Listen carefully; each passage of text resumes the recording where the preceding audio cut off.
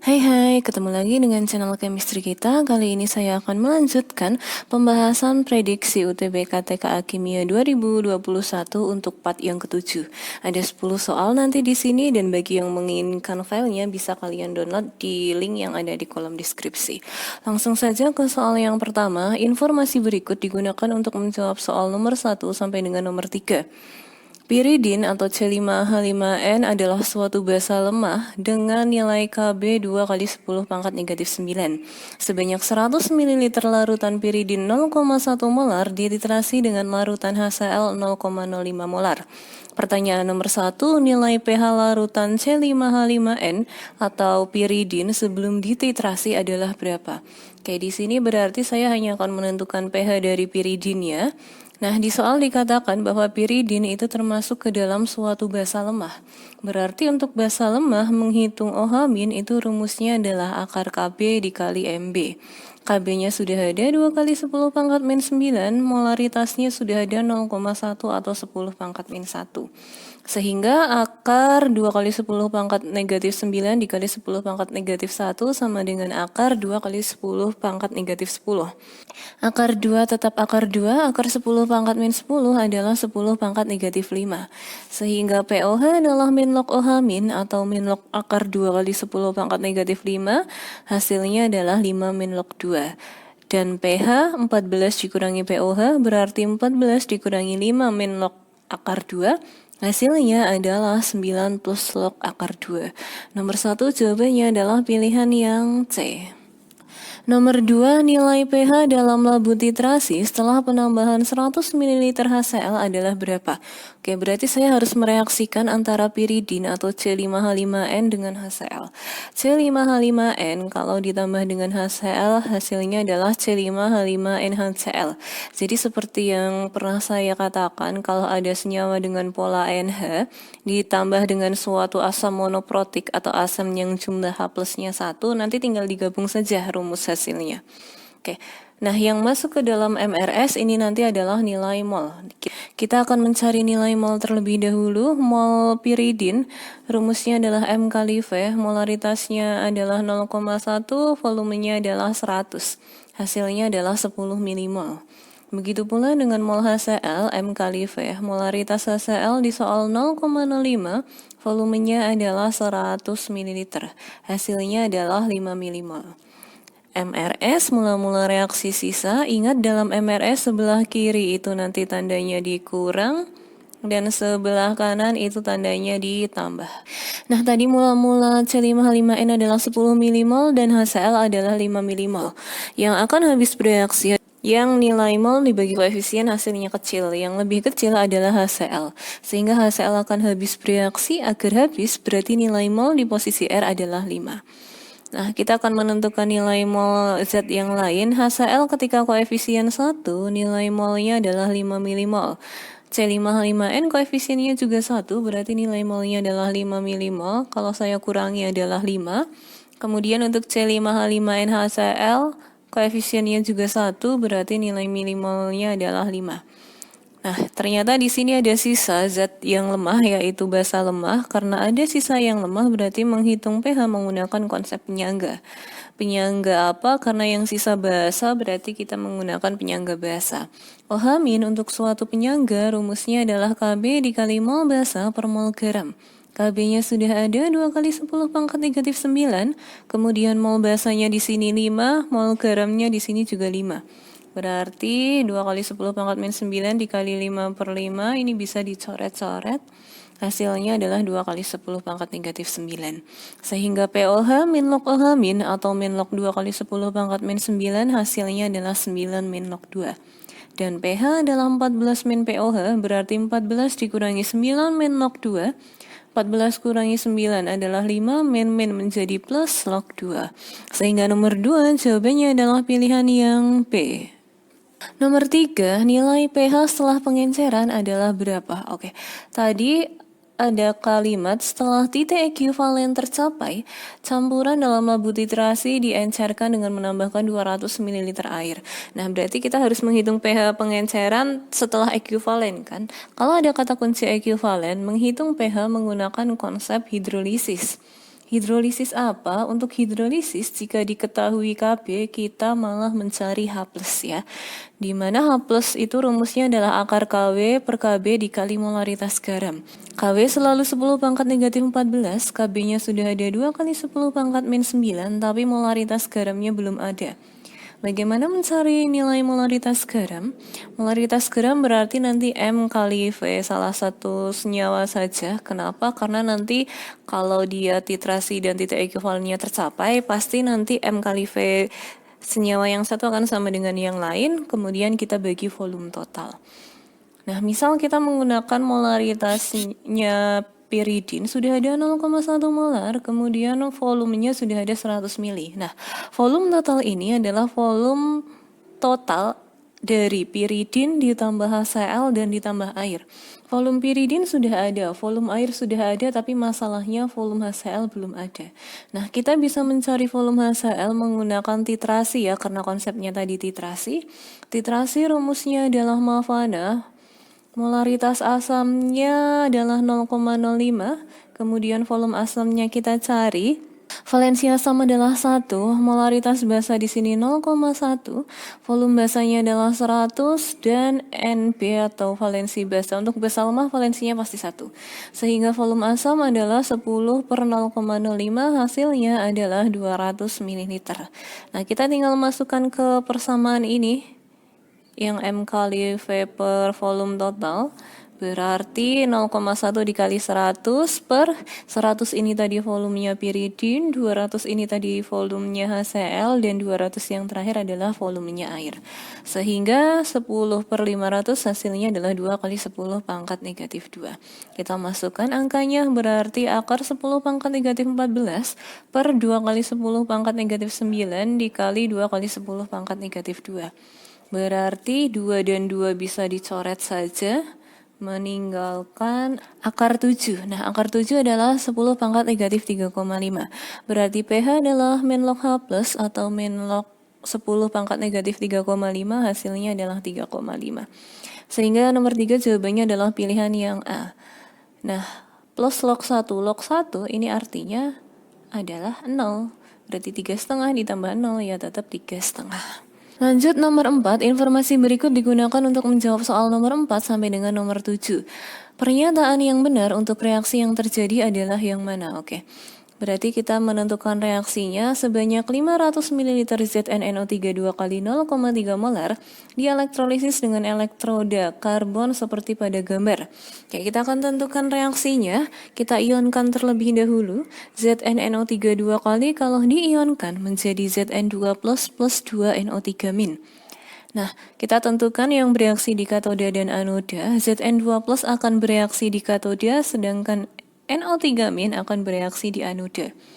Untuk katoda kita harus lihat asal ionnya ya. Di sini Zn2+ kan bukan dari golongan 1A dan bukan dari golongan 2A. Berarti nanti dia akan bereaksi sendiri. Reaksinya adalah Zn2+ ditambah 2 elektron menjadi Zn. Sedangkan di anoda aslinya ada NO3-. Nah, kita akan lihat elektrodanya terlebih dahulu. Elektrodanya tadi adalah karbon, di mana karbon adalah elektroda inet. Berarti kalau elektroda inet, kita harus cek ion ini mengandung O atau tidak. Ternyata NO3-2- itu mengandung O. Berarti kalau mengandung O, dia tidak akan bereaksi dan yang bereaksi adalah air. Dengan reaksi 2H2O menjadi 4H plus O2 plus 4 elektron. Oke, kita analisis pilihannya. Pilihan A, massa anoda bertambah. Di anoda, di sini yang dihasilkan gas O2 ya, bukan berupa logam endapan, jadi tidak akan bertambah massanya. Berarti pilihan A salah. Pilihan B, terbentuk gas NO2 di anoda. Bukan NO2 tapi O2 ya, ini salah. Pilihan C, di sekitar anoda terbentuk larutan AgNO3, tidak ya. Kemudian pilihan D, di sekitar anoda pH bertambah. Nanti kita bisa menentukan pH-nya, cuman kalau kita tidak menambahkan dia dengan sesuatu yang lain, tidak bisa kita tentukan ya pH-nya. Jadi pilihan D salah, pilihan E, di sekitar anoda terbentuk gas oksigen. Benar ya? Sehingga nomor 4 jawabannya adalah pilihan yang E. Nomor 5, perubahan massa di katoda adalah berapa? Oke, nah mencari massa di katoda itu tergantung muatan listrik yang diketahui di soal. Di sini yang diketahui dalam satuan ampere, berarti G sama dengan I kali T per 96500 dikali AR per N. Nah, tadi kan di katoda dihasilkan Zn ya dari reaksi soal sebelumnya itu. I-nya ada 1,93, kemudian T-nya adalah waktu, ini masih dalam menit, berarti nanti saya kali dengan 60 nanti. Kemudian per 96500 dikali AR-nya 64. Nah, 2 ini dari mana? Dari reaksi yang awal tadi ya. Nah, ini kan si Zn itu bermuatan 2 plus, maka N-nya adalah 2. Sehingga G sama dengan 0,96 gram. Di katoda tadi dihasilkan Zn. Berarti kalau dihasilkan, otomatis masanya itu akan bertambah.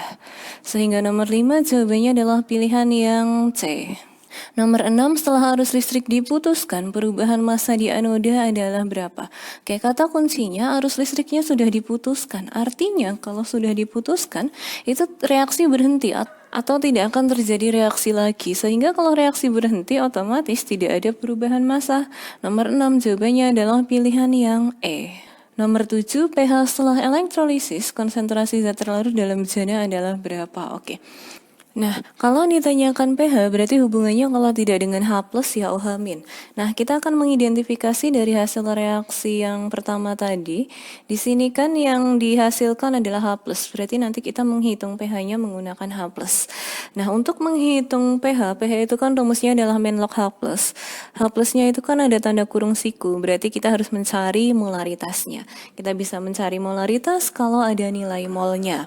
Nah, di dalam elektrolisis yang pasti atau yang paling mudah bisa kita tentukan nilai molnya adalah nilai mol elektron. Di mana nilai mol elektron itu rumusnya adalah I kali T per 96500. Sehingga I-nya tadi adalah 1,93, kemudian waktunya adalah 25, tapi kalau dalam detik berarti saya kali 60 per 96500. Hasilnya adalah 0,03 mol. Itu adalah mol elektron ketika koefisiennya 4. Berarti untuk mencari mol H+, karena koefisiennya sama-sama 4, otomatis nilai molnya juga 0,03 mol. Nah, sekarang kita bisa mencari molaritas atau konsentrasi H+-nya, di mana konsentrasi itu rumusnya adalah mol dibagi volume. Molnya tadi ini sudah ketemu 0,03, volumenya adalah 500 mili, tapi kita ubah ke dalam liter menjadi 0,5. Berarti 0,03 dibagi 0,5 hasilnya adalah 6 kali 10 pangkat min 2. Konsentrasi H+-nya sudah ada, kita bisa langsung menghitung nilai pH-nya. Berarti pH min log H+, berarti min log 6 kali 10 pangkat min 2. Hasilnya adalah 2 min log 6. Sehingga nomor 7 jawabannya adalah pilihan yang A. 8. Diberikan data potensial elektroda standar setengah reaksi berikut. Pernyataan yang salah untuk sistem sel volta Ag plus H2OH plus dengan elektroda PT adalah apa? Oke, ini penulisannya dalam diagram atau notasi sel, di mana dalam diagram atau notasi sel yang awal itu adalah zat yang mengalami oksidasi, kemudian yang akhir adalah zat yang mengalami red. Jadi dalam hal ini nanti yang oksidasi adalah Ag-nya, yang reduksi adalah H2O2-nya. Oke, kita akan cek pilihan A. Reaksi selnya adalah H2O2, H+ ditambah 2Ag menjadi 2Ag plus 2H2O. Oke, tadi Ag-nya harus oksi ya. Kita cek biloxnya saja biar cepat. Jadi di sini itu biloxnya 0, di sini plus 1. Sudah benar ya, Ag-nya itu naik atau mengalami oksidasi. Atau bisa juga kita cek dengan konsep bahwa potensial elektroda standar ini sama dengan potensial reduksi. Artinya data yang ada di soal, semua data ini itu adalah data reduksi semua. Nah, karena tadi itu yang anoda itu harus oksidasi, berarti nanti reaksinya harus saya balik yang Ag. Sedangkan H2O2 karena dia reduksi, ya udah reaksinya tetap seperti ini. Jadi benar ya pilihan A, tapi bukan jawabannya karena kita harus mencari yang salah. Pilihan B, potensial selnya adalah plus 0,97. Potensial sel rumusnya adalah E reduksi dikurangi E oksidasi. Tadi yang reduksi adalah H2O2, yang oksidasi adalah Ag+. Tinggal masukkan angkanya, H2O2 adalah plus 1,77, kemudian yang AG adalah plus 0,8. Berarti plus 1,77 dikurangi 0,8 hasilnya adalah 0,97. Ini sudah benar, jadi bukan jawabannya. Pilihan C, AG dioksidasi pada anoda. Oke. Ini ya, AG akan mengalami oksidasi. Ingat konsep di dalam sel volta E0 kecil akan mengalami oksidasi dan oksidasi terjadi di anoda. Jadi ini bukan jawabannya karena benar. Kemudian pilihan D, pada katoda hidrogen tereduksi. Oke, kalau kita mau cek siapa yang tereduksi, nah kita bisa cek siapa yang tereduksi dengan menentukan bilox ya. Hati-hati, H2O2 ini masuk ke pengecualian. Jadi bilox H itu selalu positif 1, karena ada 2 itu menjadi plus 2. Agar 0 berarti O-nya adalah min 2. Tapi nilai min 2 ini untuk O yang jumlahnya 2. Berarti ketika O sendiri nilainya adalah negatif 1. Kemudian untuk H2O, H itu selalu plus 1 karena ada 2 plus 2. Berarti agar 0 O-nya min 2. Nah kita lihat nih. O-nya dari negatif 1 menjadi negatif 2. Artinya yang mengalami reduksi itu bukan hidrogennya, tapi oksigen yang ada di H2O2 atau oksigen yang ada di hidrogen peroksida. Berarti ini ya yang jawabannya salah. Jadi pernyataan yang salah itu adalah yang D, sehingga jawabannya adalah pilihan yang D. Kenapa pilihan E benar? Dalam konsep sel volta, kita harus menggunakan jembatan garam untuk menetralkan sistem. Jadi agar reaksi bisa berlangsung terus. Nomor 9, reaksi elektrokimia berikut yang tidak dapat berlangsung adalah yang mana? Jadi kalau tidak dapat berlangsung, nanti antara konsep dengan reaksi itu tidak sesuai.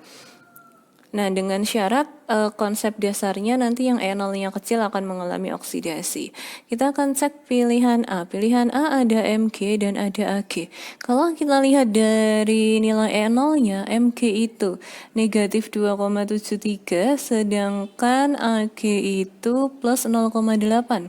Karena E0 yang lebih kecil adalah yang Mg, nanti yang akan oksidasi adalah Mg. Berarti nanti si Mg ini harusnya mengalami oksidasi. Terus kita akan cek biloxnya untuk mengecek apakah cocok antara konsep dengan reaksi yang ada.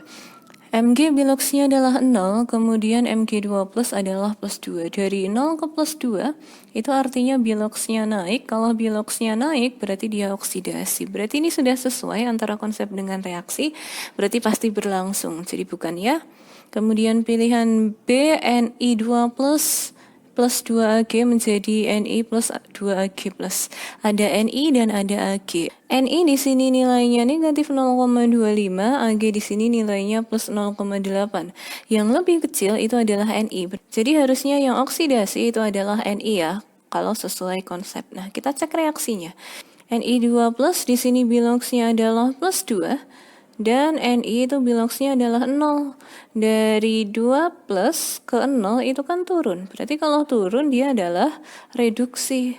Nah, berarti kan antara konsep dengan reaksi tidak sesuai. Yang harusnya Ni oksidasi di reaksi dia malah reduksi. Berarti karena konsep dan reaksi tidak sesuai, berarti dia tidak dapat berlangsung. Nomor 9 jawabannya adalah pilihan yang B.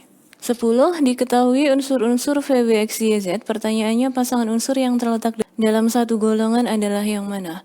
Unsur V berhenti di SP, total SP-nya adalah 8, karena berhenti di SP berarti golongan A, berarti 8A. W di sini berhenti di DS, total DS-nya adalah 6, dan kalau berhenti di DS atau SD berarti golongan B. Di sini totalnya adalah 6, berarti 6B. X di sini berhenti di S saja, berarti dia golongan 2A. Kemudian Y berhenti di S saja, berarti ini total S-nya 1, berarti golongan 1A. Hati-hati jangan terjebak dengan 1S2 yang konfigurasinya 1S2 atau yang nomor atomnya adalah 2. Karena unsur yang nomor atomnya 2 itu adalah helium, di mana helium dalam tabel periodik unsur dia terletak ke dalam golongan 8A. Nah, hati-hati ya, ini adalah pengecualian. Sehingga yang terletak dalam satu golongan adalah ini ya, 8A, V, dan Z. Nomor 10 jawabannya adalah pilihan yang C. Oke, cukup sekian untuk pembahasan soal TKA Kimia 2021. Jika ada yang mau ditanyakan, silahkan ditanyakan. See you.